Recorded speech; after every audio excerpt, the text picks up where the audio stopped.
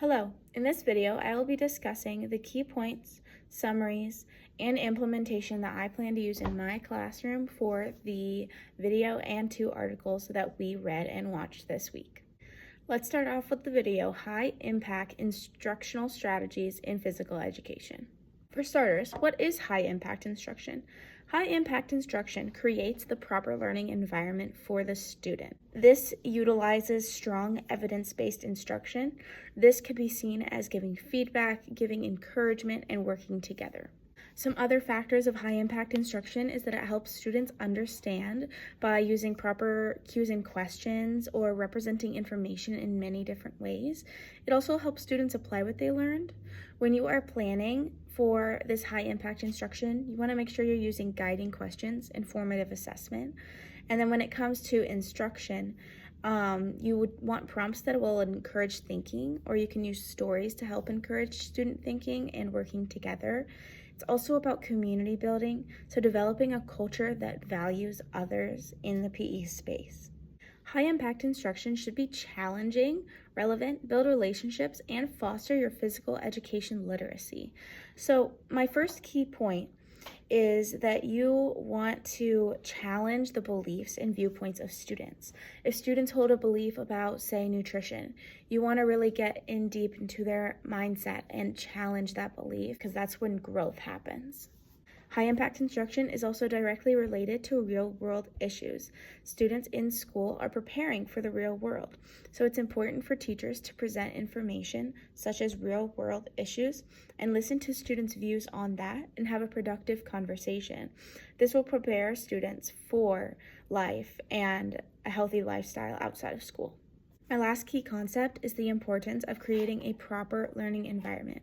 When students do not feel like they are being encouraged by the teacher and their peers, they will not learn as effectively as they could be.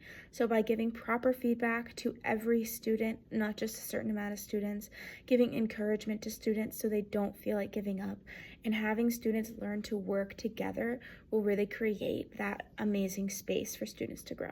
In regards to giving feedback, the first strategy I plan to use in my classroom is keeping a chart of those who I have given feedback to.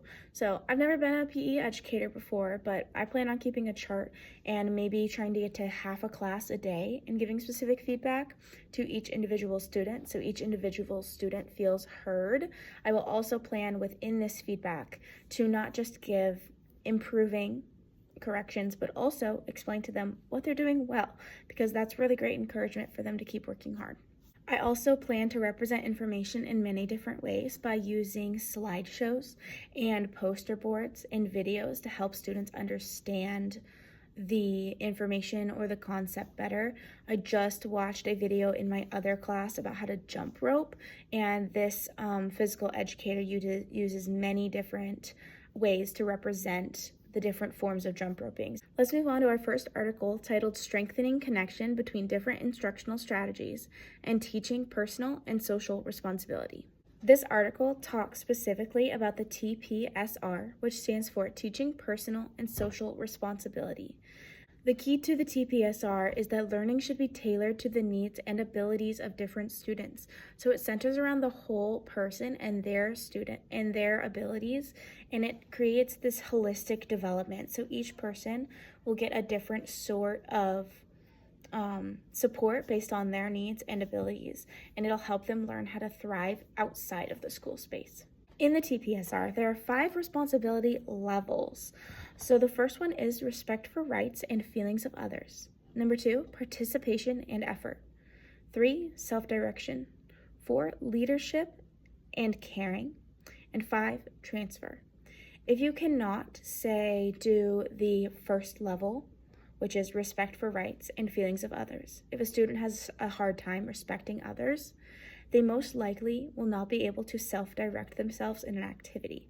So if you can't get past level 1, most likely you will not be able to do levels 2, 3, 4, and 5, and same goes for the rest of those. In order to help customize TPSR instruction to individual students' needs, you can use the use of TARE, which is the tool for assessing respect-based education. For this, there are four tiers that you can assess a student on. So 0 would be absent, so maybe they have no respect for their peers, whereas 4 would be they have very strong respect for their peers.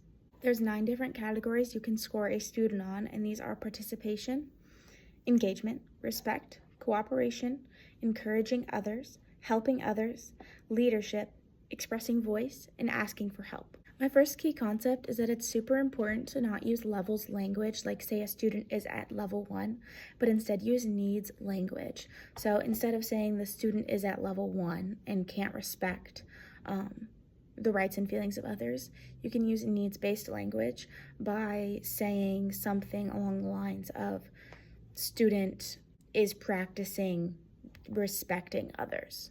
Another key factor is that differentiated instruction is crucial for sound TPSR-based programs because each student may be at a different need level than other students. Like one student could be at level 4 or one student could be at level 1.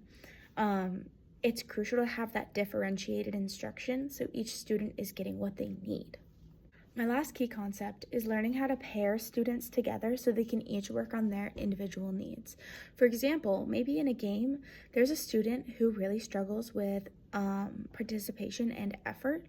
You could pair that student with another student who maybe is really great at participation and effort, but struggles with respecting others, whereas that first student is amazing at respecting others, so they can kind of help each other in that sense. A first way that I would like to implement this into my classroom is by giving students specific jobs that align to their needs. For example, maybe making a student who really struggles with leadership a team captain for a team, or maybe a student who struggles with participation or effort can be paired with a student who really loves a specific sport and can help guide that student along. Students are also able to self-assess themselves on these levels. So you can give students a notebook, maybe like a color-coded poster on the wall to kind of establish where they feel like they are at, or you can do a blind vote. There's many different ways that you can do self-assessments to help guide your instruction as a teacher. The last article I would like to discuss today is titled Everyone Matters, Eliminating Dehumanizing Practices in PE. While there has been a lot more positive discussion about a positive school climate and how that has become more important, schools are actually becoming more hostile towards immigrants, the LGBTQ+ community, and ethnic minorities. This leads to dehumanization. Dehumanization violates a person's identity and community. When a student feels dehumanized in a school, this contributes to a negative attitude towards themselves. It makes them hide their emotions, and over time, they'll completely dissociate from learning. There are many different ways that PE educators can take a step to work against dehumanization. Some ways are regulating student and teacher language, introducing a pedagogy of somebodyness, democratizing the class, using restorative practices, and positioning learning as light. Some quick examples for each category would be language using a student's preferred pronouns. Somebodyness would be reinforcing resilience. Voice would be students helping with curriculum or designing and teaching lessons. And then there's a few restorative circle practices like the basic circle, popcorn circle, fishbowl circle, or the wheelhouse circle. My first key concept for this article is that you can combat dehumanization simply by modeling what you want your classroom to look like as a teacher. The classroom is basically a mini community. So by modeling the language that you feel students should be learning in that classroom, or modeling the somebodyness that you want to feel, or allowing students voice will allow students to understand better how they need to act in a respectful manner. My second main point is when there is language or negative behavior that is demeaning to a student, to immediately shut it down and give an appropriate consequence for the behavior. If you do not shut the behavior down, then other students may think that the behavior is okay, and it may escalate classroom-wide. My last key concept is that as a teacher, you want to be more of a facilitator or a guide at times instead of an authoritative figure that runs the classroom, because once again, the classroom is and the school is like a mini community. So you want students to really feel a part of it so they can feel heard, respected, and so they can gain passion and pride in their school community. I plan on giving students lots of voice in my classroom to help combat dehumanizing practices.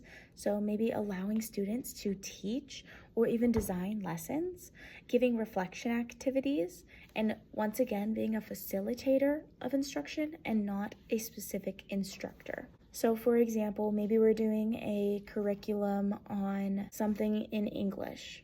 I'll let students choose their favorite thing that we learned about and create a presentation of their choosing. So it could be maybe a poem, it could be a slideshow, PowerPoint, whatever they would like to do, whatever feels best for them. They can choose that to present. I also plan on viewing students as people with talents and interests and not people that we need to coerce into behavior change. I'm going to do this by recognizing that my students are human and getting to know them on a personal level rather than just a student level.